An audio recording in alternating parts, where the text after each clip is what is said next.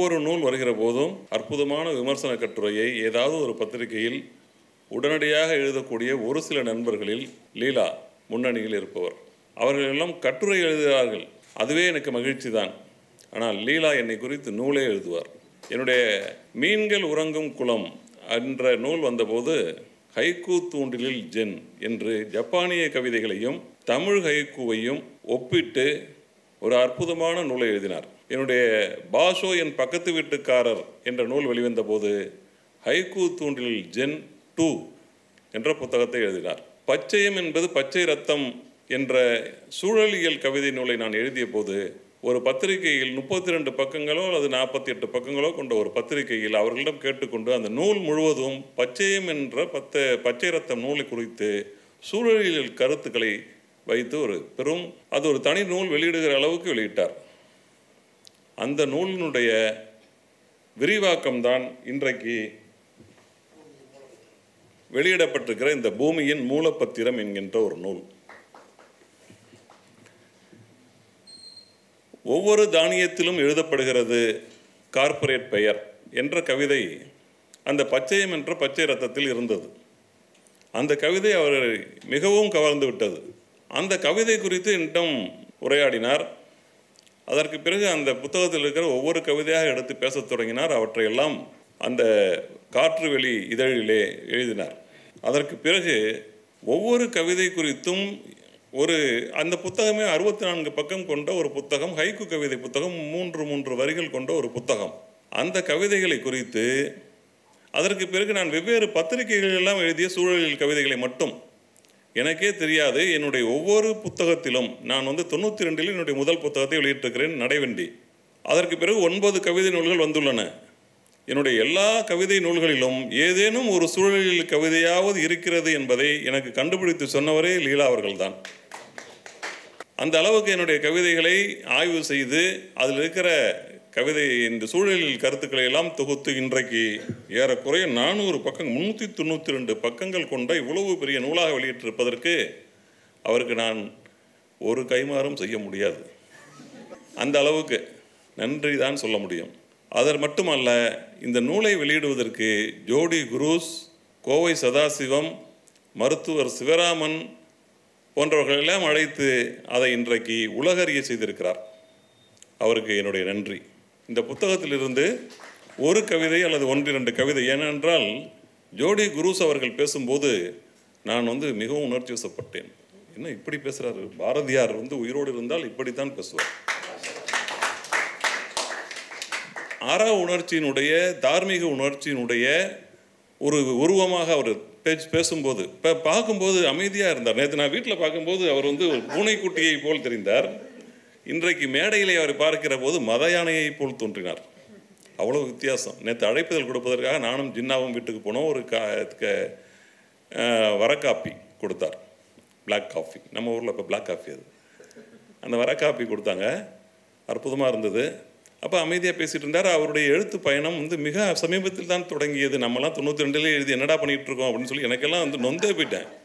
மிக சமீபத்தில் தொடங்கி இன்றைக்கு அவர் விருது வாங்குறாமல் போகிறார். அது அல்ல, அவர் செய்திருக்கிற பணி அழுத்தமான ஒரு பணி, மாபெரும் பணி. ஆழிசூழ் உலகோ கொற்கையோ இதுவரை பதிவு செய்யப்படாத ஒரு வாழ்க்கை. அதற்கு பிறகு அவர் எழுதிய அந்த கடற்கரை வணிகம் பற்றிய அந்த புத்தகம், அது சூழலில் சார்ந்த இன்னொரு புத்தகம், எல்லாமே அவர் கண்ணதாசன் பதிப்பகம் வெளியிட்டிருக்கிறது 2 புத்தகங்கள்.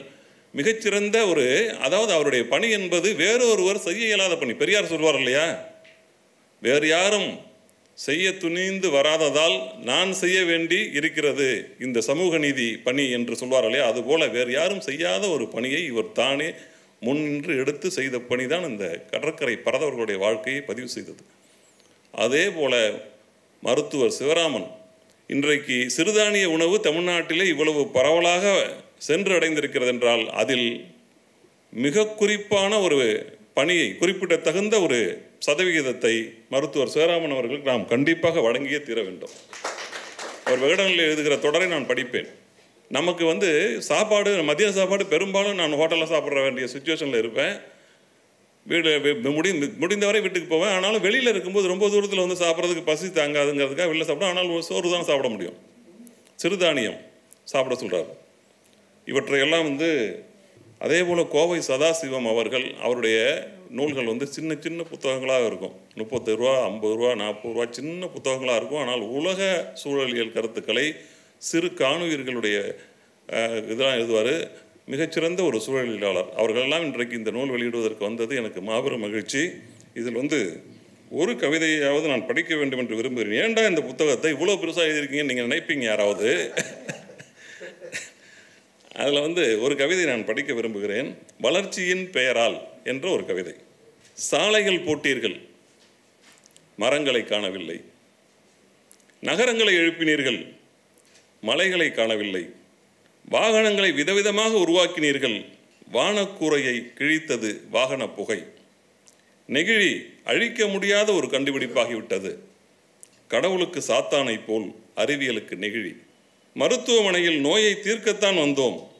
ஆனால் மருத்துவமனை கழிவுகளால் நிரந்தர நோய்களுக்கு உள்ளானோம். மின்னணு சாதனங்கள் மிக மிக வசதியாக இருந்தன.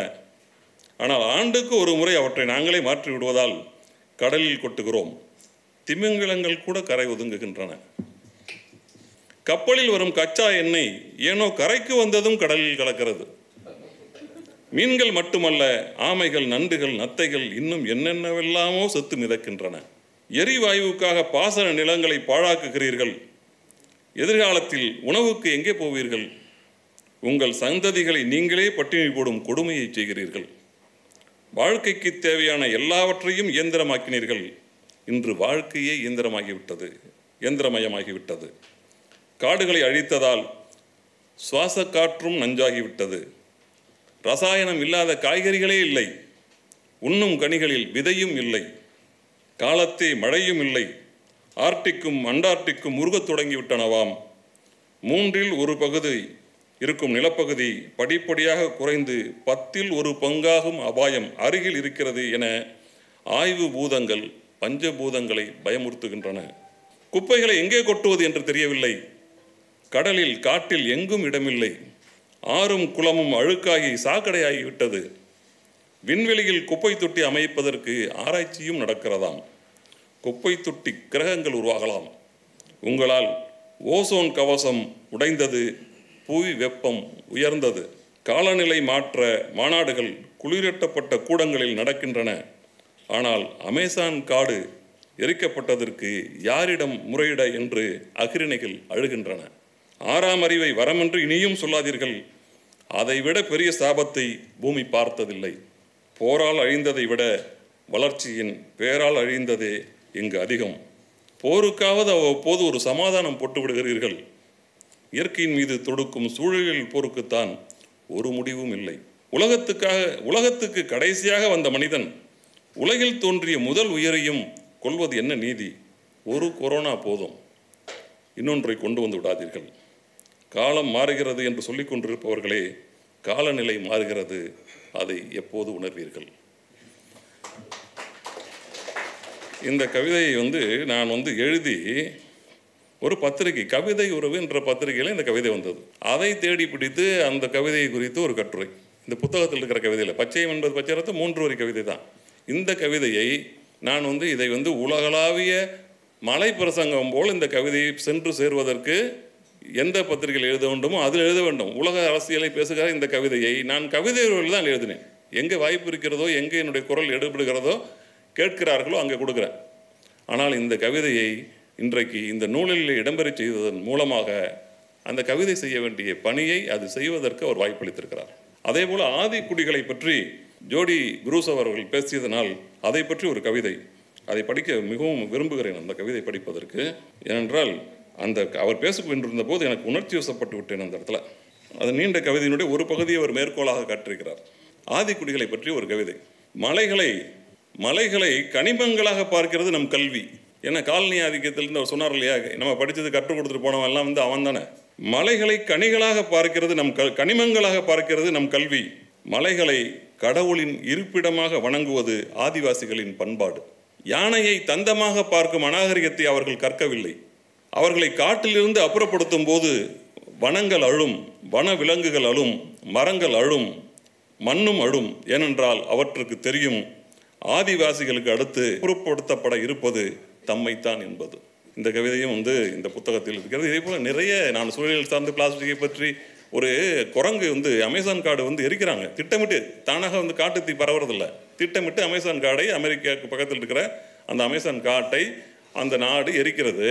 அங்கிருந்து தப்பி வந்திருக்கிற ஏராளமான செத்துப்போன வனவிலங்குகள் அல்லது சிற்றுயிர்கள்லாம் ஏறலாம். ஒரு குரங்கு அங்கு போகிற ஒரு தீயணைப்பு வீரருடைய காலை கட்டி பிடித்து கொண்டு அப்படியே ஏக்கமாக பார்க்கு. அதை அன்றைக்கு நான் ஒரு கவிதை எழுதினேன். நமக்கு நம்முடைய ஆயுதம் நம்ம கையில் துப்பாக்கி இருந்தால், நம்முடைய கையில் வாள் இருந்தால் நாம் போராடுகிறது, நம்ம கையில் பேனாதான் இருக்கிறது. ஆகவே இதை எழுதுகிறோம். அதை கொண்டு போய் சேர்ப்பதற்கு இது எங்கு கேட்க வேண்டுமோ, அந்த குரல் எங்கே போய் ஒலிக்க வேண்டுமோ, ஏனென்றால் நாம் இருக்கிற அரசிடம்தான் நாம் முறையிட முடியும். நாம் புதிய அரசாங்கத்தை அமைத்து அவர்கள் எப்போது செய்வார்கள்? இருக்கிற அரசாங்கத்தினுடைய காதுகளில் ஓத வேண்டியது நம்முடைய கடமை. ஓதுகிறோம். அந்த குரலை கொண்டு போய் சேர்க்கிற பணியை செய்திருக்கிற லீலா அவர்களுக்கு என்னுடைய மனமார்ந்த நன்றி. இந்த புத்தகத்தை வெளியிட்டிருக்கிற படைப்பு குழுமத்திற்கு, ஏன்னா தொடர்ந்து என்னுடைய நூல்களை வெளியிடுகிறார்கள், அவர்களுக்கும் நன்றி. இங்கே எதிரில் இருக்கிற நிறைய நண்பர்கள் இருக்கிறீர்கள், ஒவ்வொருவரையும் சொல்ல முடியாது. இருந்தாலும் மூத்தவர் என்ற முறையில் கவிஞர் அமுத பாரதி அவர்களுடைய வரவுக்கு நன்றி. ஆகவே அனைவருக்கும் நன்றி, வாய்ப்புக்கும் நன்றி. இந்த வீடியோ உங்களுக்கு பிடிச்சிருந்தா லைக் பண்ணுங்க, ஷேர் பண்ணுங்க, கமெண்ட் பண்ணுங்க.